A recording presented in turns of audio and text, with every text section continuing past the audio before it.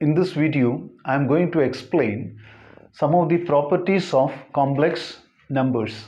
These properties are same as for real numbers.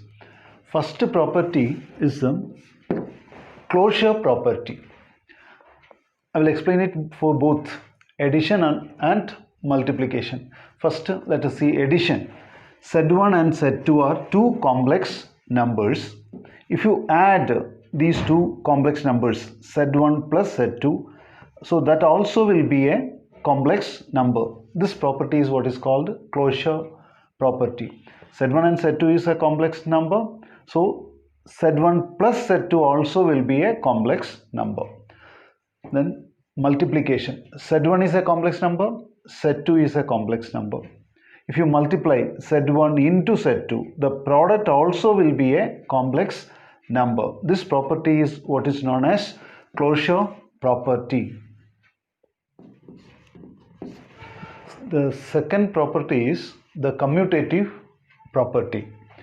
First, let us see it for addition. Z1 and Z2 are two complex numbers. Then Z1 plus Z2 will be same as Z2 plus Z1.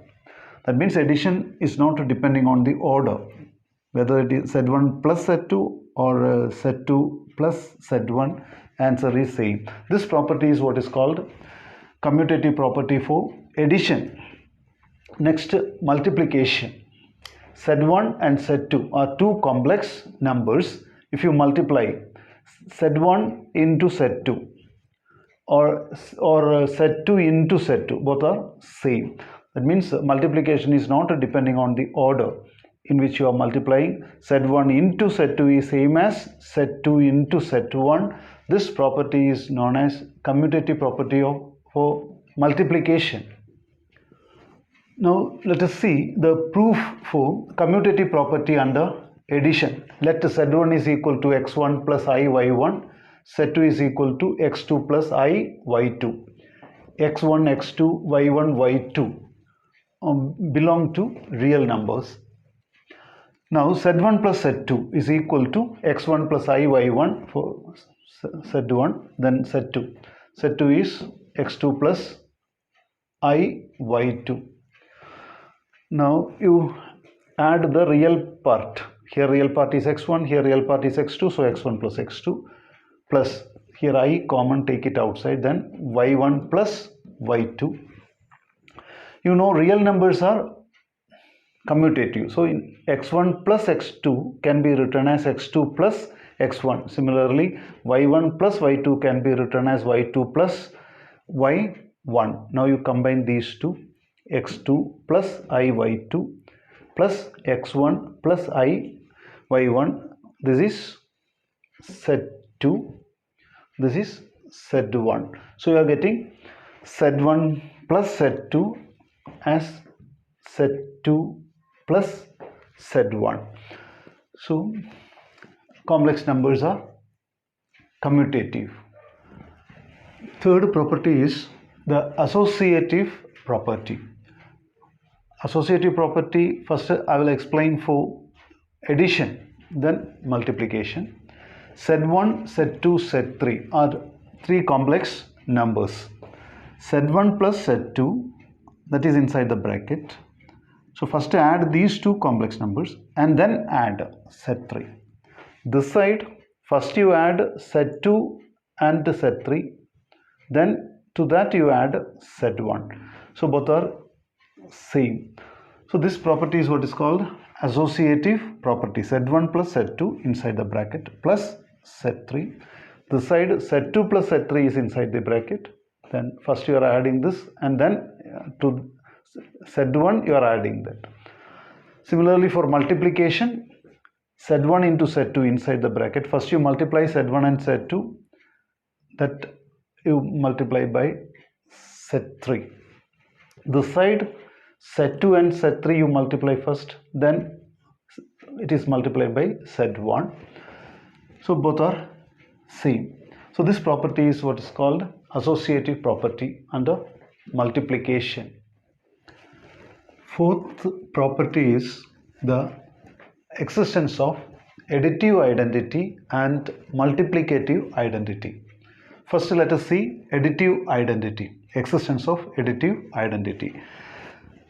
Z is a complex number. By adding 0, you will get the same complex number. Z plus 0 is same as 0 plus Z is equal to Z. So when you add 0, you are getting the same complex number. So 0 is the additive identity. 0 can be written as 0 plus 0i. So there is a additive identity. 0 plus 0i is the additive identity. Next, multiplicative identity. When complex number Z is multiplied by 1, you will get the same complex number Z. So 1 is the multiplicative identity. 1 can be written as 1 plus 0i. So there exists a multiplicative identity. Now fifth property, existence of inverse, additive inverse and multiplicative inverse. Z is any complex number, then there exists minus Z, such that Z plus minus Z is equal to minus Z plus Z is equal to 0. 0 is the additive identity. To Z, if you are adding minus Z, you are getting 0. So minus Z is the additive inverse of Z. Now multiplicative inverse. Here Z is any non-zero complex number. Here Z can be any complex number, but for multiplicative inverse, Z should be non-zero. Then W is the multiplicative inverse. So Z into W is equal to W into Z is equal to 1. 1 is the multiplicative identity. So when Z is multiplied by W, you are getting 1. So this W is the inverse of the complex number. So Z inverse. Now I will explain the proof for the existence of multiplicative identity. Multiplicative identity exists for a complex number if it is non-zero. Let Z is equal to x plus iy. Then let us assume inverse of Z is u plus iv. As per the definition, multiplicative inverse means when we multiply it should be 1. For Z you can write x plus iy. Z inverse you can write u plus iv is equal to 1. You multiply this complex numbers xu minus yv, I into I square, that is minus, then this I xv plus u y is equal to 1. 1 can be written as 1 plus 0i. Equate the real part and imaginary part. Here real part, that is equated to 1. Then imaginary part, that is equated to 0. You are getting two equations. Solve these two equations and get u and v. U is x divided by x square plus y square. V is equal to minus y x square plus y square. We assume that inverse is u plus iv. For u you can substitute, for v you can substitute this, so you are getting inverse. So from this is clear, inverse of a complex number exists. This is for showing the existence of a complex number. For computing the complex inverse of a complex number Z, it is enough if you calculate, if you determine 1 by Z. If you determine 1 by Z, it will be 1. For computing the inverse of a complex number, it is enough if you determine 1 by Z.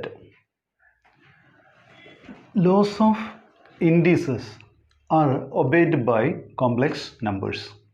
Z raised to m into Z raised to n is Z raised to m plus n. Z raised to m divided by Z raised to n is Z raised to m minus n. Z should not be equal to 0. Z raised to m all raised to n is Z raised to mn. Z1 into Z2 raised to m is equal to Z1 raised to m into Z2 raised to m. I hope you have understood all the concepts. Thank you for watching the video.